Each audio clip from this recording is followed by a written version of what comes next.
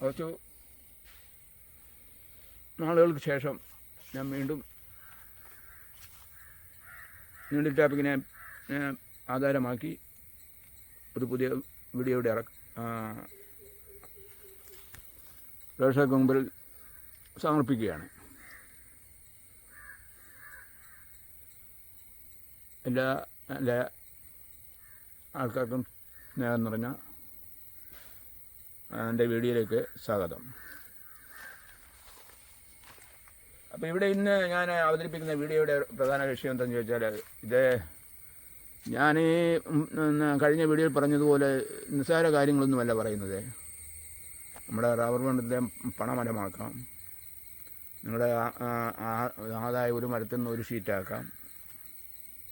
അങ്ങനെ നോക്കുമ്പം ഇത് നമുക്ക് ഉൾക്കൊള്ളാൻ പലർക്കും കഴിയുന്നില്ല എന്ന സ്വാഭാവികമാണ്.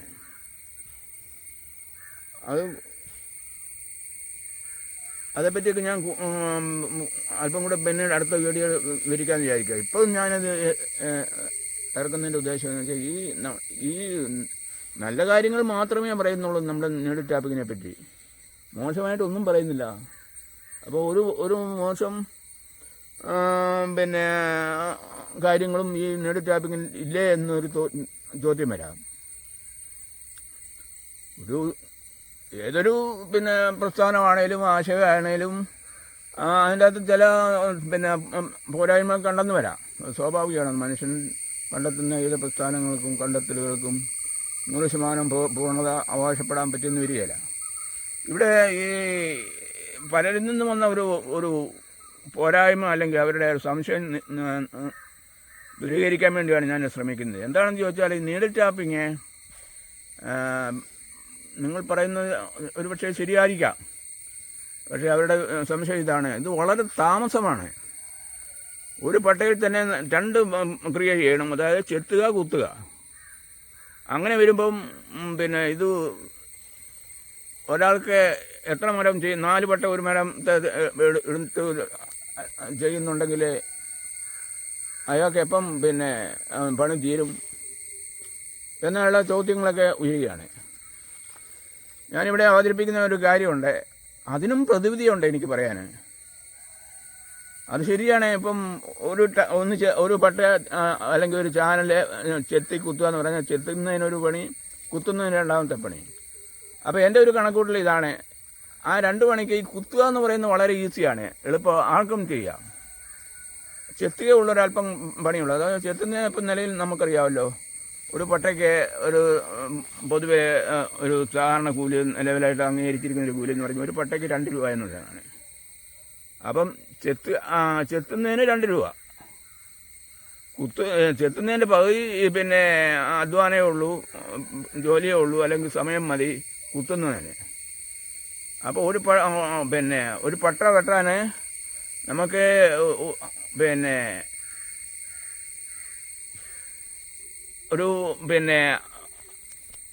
ഒരു മിനിറ്റ് വേണമെന്ന് കരുതുക. അപ്പോൾ ഒരു കുത്താനായിട്ട് ഒരു അര മിനിറ്റ് മതി, 1.5 മിനിറ്റ് മതി. അപ്പം അതനുസരിച്ച് നമ്മുടെ കൂലിക്ക് മാറ്റം വരണം. അതായത് അങ്ങനെ വരുമ്പോൾ ഒരു മരം അല്ലെങ്കിൽ ഒരു പട്ട വെട്ടാൻ ഒറ്റപ്പട്ടയാണ് ഞാൻ ഉദ്ദേശിക്കുന്നത്, പകുതി ചുറ്റുകളിലല്ല, ഒരു പട്ടയാണ് ഉദ്ദേശിക്കുന്നത്.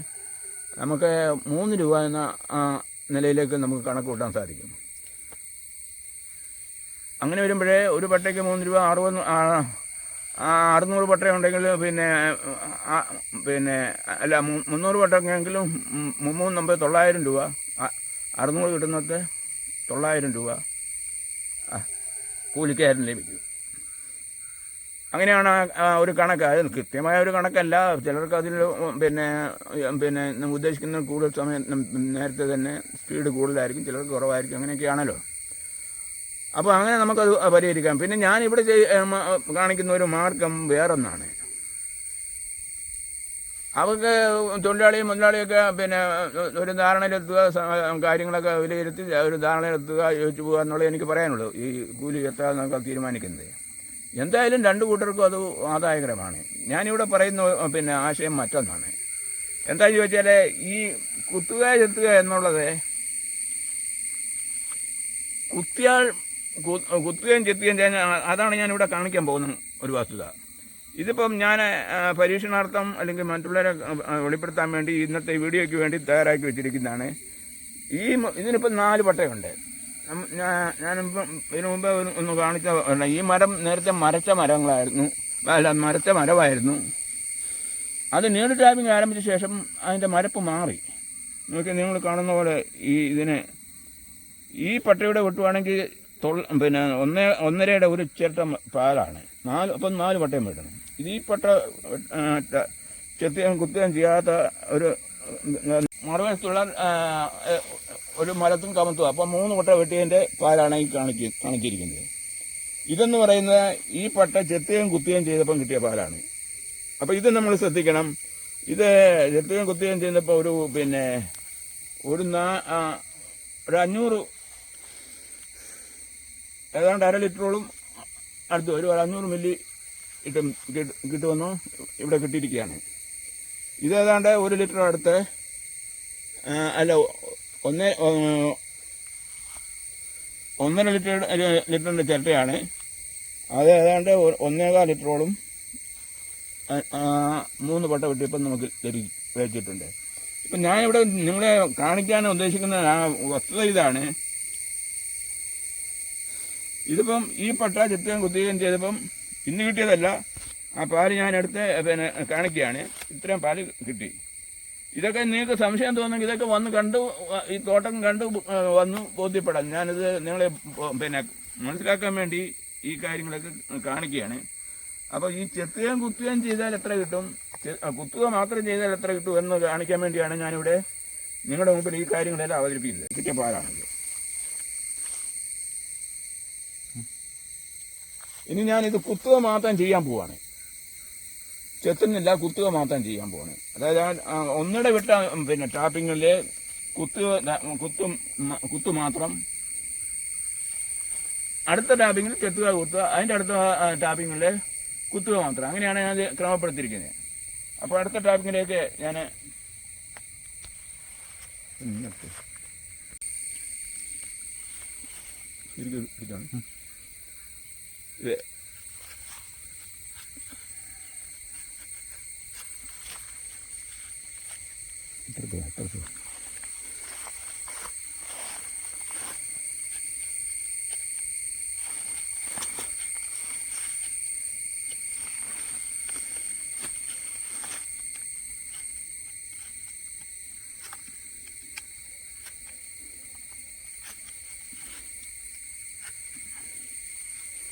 പാല് വീഴുന്ന കാണും.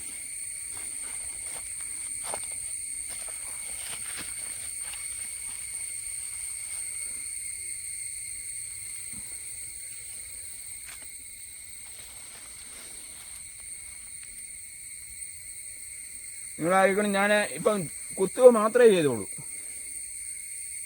ചെത്തിയിട്ടില്ല.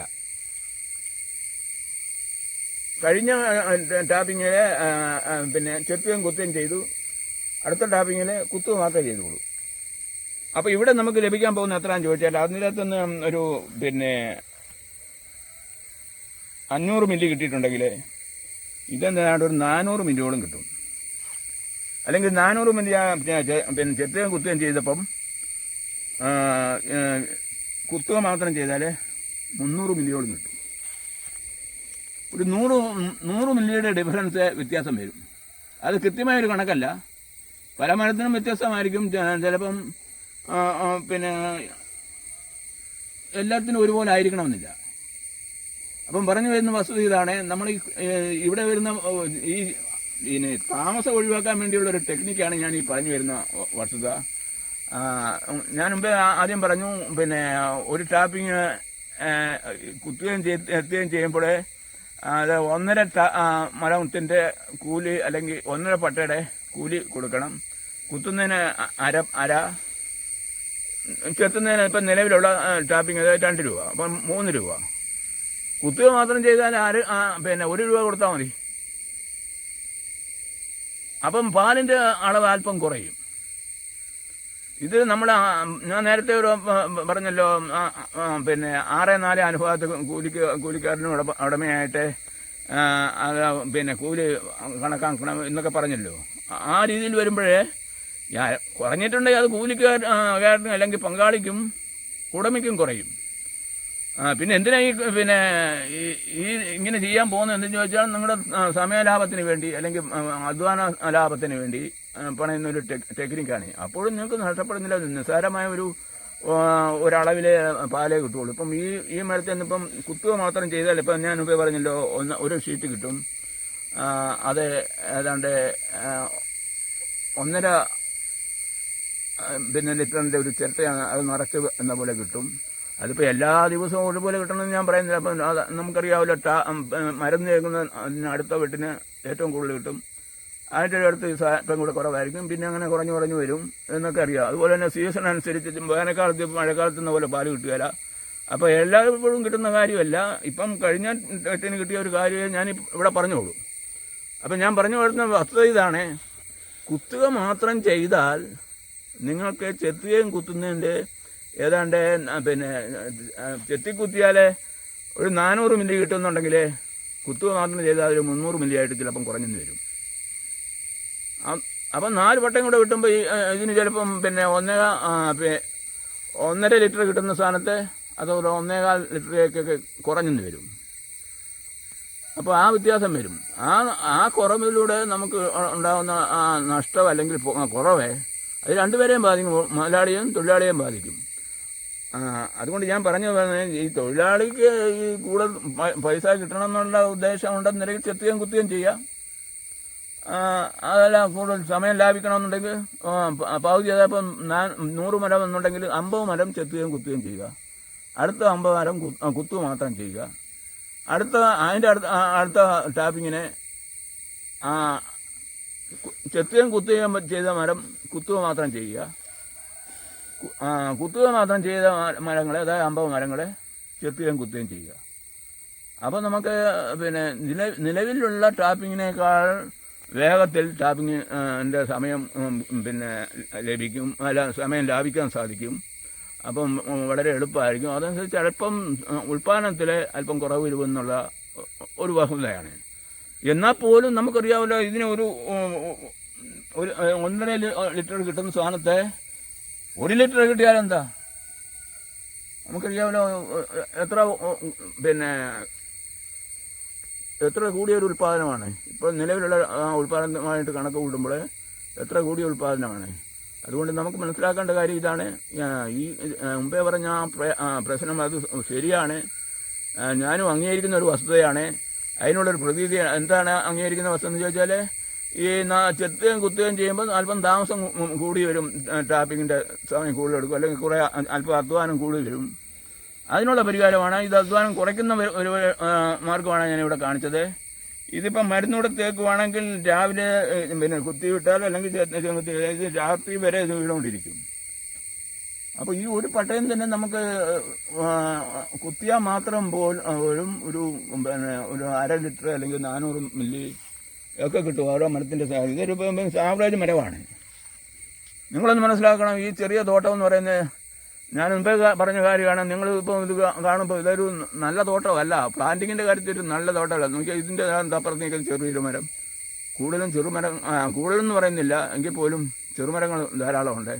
നല്ല പ്ലാന്റിങ്ങിൻ്റെ കാണുന്നതാണെങ്കിൽ എല്ലാം ഏതാണ്ട് വലിയ വ്യത്യാസമില്ലാതെ ഒരേ പിന്നെ മേനയിൽ അല്ലെങ്കിൽ വണ്ണത്തിൽ ഒക്കെ നിൽക്കുക. അത് ഇതിൻ്റെ ഈ പ്ലാന്റിങ്ങിൻ്റെ പോരാഴിയാണ്. അത് ഞാൻ നേരത്തെ പറഞ്ഞല്ലോ, ഇതിൻ്റെ അകത്ത് മുഴുവൻ തടികളായിരുന്നു. ആ തടികളിൽ ഓരോന്ന് വെട്ടി നമുക്ക് പിന്നെ 4-ാം വർഷം ടാപ്പ് ചെയ്യും. 4 വർഷത്തെ നമ്മുടെ ജീവിത ചെലവുകളെല്ലാം ഈ തടി വെട്ടി നികത്തി. അപ്പോൾ റീപ്ലാന്റിൻ്റെ കാലത്ത് നമുക്കറിയാമല്ലോ, 4 വർഷത്തേക്കല്ല 7 വർഷത്തേക്ക് ഒരു ആദായം ഇങ്ങോട്ട് കിട്ടിയില്ല, അങ്ങോട്ട് കൊടുക്കാനുള്ളൂ. ഇത് ഇങ്ങോട്ട് കിട്ടാനുള്ള ഈ സ്ഥലത്തും തന്നെ 1 ഏക്കർ സ്ഥലമുണ്ട്. അതിന് ഈ തടി വെട്ടി തന്നെ എനിക്ക് തോന്നുന്നു ഒരു 6-7 ലക്ഷം രൂപയുടെ തടിയെ ഞാൻ വെട്ടി വിൽക്കേണ്ടി വന്നു. അപ്പം അതിനുശേഷം ഈ തടിയെല്ലാം മാറിക്കഴിഞ്ഞപ്പോൾ ഈ തോട്ടം ഇപ്പം നന്നായിക്കൊണ്ടിരിക്കുകയാണ്. ഈ മരങ്ങളൊക്കെ വണ്ണം വെച്ചുകൊണ്ടിരിക്കുകയാണ്. ഇപ്പം തന്നെ ഇതുകൊണ്ടോ, ഇതിപ്പം 10-ാമത്തെ വർഷത്തേക്ക് ഒരു 9 വർഷം കഴിഞ്ഞ് പ്ലാൻ ചെയ്തിട്ട് അത്രയേ ഉള്ളൂ. കുറേ കൂടെ വണ്ണം വെച്ചാൽ നന്നായിട്ട് പ്ലാൻ ചെയ്തിരുന്നെങ്കിൽ. അപ്പം ഞാൻ പറഞ്ഞു വളർത്തുന്ന വസ്തുത ഇതാണ്. എൻ്റെ ലക്ഷ്യം അത് വിജയിച്ചു. ഇത് മെച്ചപ്പെട്ട ഒരു പ്ലാന്റിങ്ങിനല്ല ഞാൻ ഉദ്ദേശിച്ചത്. ആ പ്ലാന്റിങ് കാലത്ത് നമുക്ക് കർഷകനെ പിന്നെ പിടിച്ചു നിൽക്കാനുള്ള ഉപാധി, സാമ്പത്തിക വരുമാനം ഉണ്ടാകാനുള്ള ഉപാധി സാധിക്കുമോ എന്നുള്ള പരീക്ഷണമായിരുന്നു. അത് 100% എന്ന പോലെ വിജയിച്ചു. ഇതിൽ ഓരോ തടി പിന്നെ വണ്ണം വെക്കുന്നതിനനുസരിച്ച് സൈസ് ആകുന്നതിനനുസരിച്ച് ഓരോന്നോരോന്നോരോന്ന് വെട്ടിക്കൊടുത്തുകൊണ്ടിരുന്നു. അപ്പോൾ അതനുസരിച്ച് ആ വെളിച്ചം കിട്ടുന്നതിനനുസരിച്ച് ഈ റബ്ബർ കൂടുതൽ പിന്നെ വളർച്ച എത്താൻ തുടങ്ങി. ഇത് ക്രമേണ നിങ്ങൾ നോക്കി ഒരു 3-4 വർഷം കഴിയുമ്പോഴത്തേക്ക് നല്ലൊരു തോട്ടമായിട്ട് മാറിക്കഴിയും. അപ്പം ഇതിന് നമുക്കറിയാമല്ലോ, ഈ വെളിച്ചമാണ് ആവശ്യം. വെളിച്ചം അത്യാവശ്യമാണ്, അത് എല്ലാ വൃക്ഷങ്ങൾക്കും അത്യാവശ്യമാണ്. ആ വെളിച്ചമായി കഴിയുമ്പോഴും വളർച്ച കൂടും. പ്രത്യേകിച്ച് ഈ റബ്ബറിൻ്റെ കാര്യത്തിൽ പലരുടെയും ധാരണ എന്നാ വെച്ചാൽ അത് മുരഞ്ഞു പോയി, പിന്നെ അതിനെ നന്നാക്കാൻ ഒക്കുകയില്ല. അതൊക്കെ ശരിയായ ധാരണകളല്ല. ആവശ്യമായ വെളിച്ചം കിട്ടി പിന്നെ വളം കൂടെ ചെയ്തു കഴിഞ്ഞാൽ ഇതെല്ലാം നന്നായിട്ട് വളർന്നു തുടങ്ങും. അപ്പം നമ്മുടെ വിഷയം ഇതാണ്. ഞാനിപ്പം പറഞ്ഞു വന്ന വിഷയം നിങ്ങൾക്ക് മനസ്സിലായെന്ന് ഞാൻ കരുതുന്നു. നമുക്ക് ഈ പണിക്കൂടുതലുണ്ടെന്ന് ഒരു ടാപ്പിങ്ങുകാരന് തോന്നുന്നുണ്ടെങ്കിൽ ഈ മെത്തേഡ് സ്വീകരിക്കാം. ഇപ്പം ഞാൻ പറഞ്ഞില്ല, 100 മരം ഒരു 300 മരം ഉണ്ടെങ്കിൽ അതിനെ 3ആയിട്ട് വിഭജിച്ച് ടാപ്പിങ്ങുകാരൻ 100 മരം, ആ 100 മരം വെട്ടുമ്പോൾ 400 പട്ടയെന്ന് വരും. ചെത്തുകയും കുത്തുകയും കൂടെ ഇപ്പം പിന്നെ 400ൻ്റെ പകുതി 200 600 പട്ടയുടെ പിന്നെ വെട്ടുന്ന വെട്ടുഭാരം അല്ലെങ്കിൽ അധ്വാനം ഉണ്ടാകും.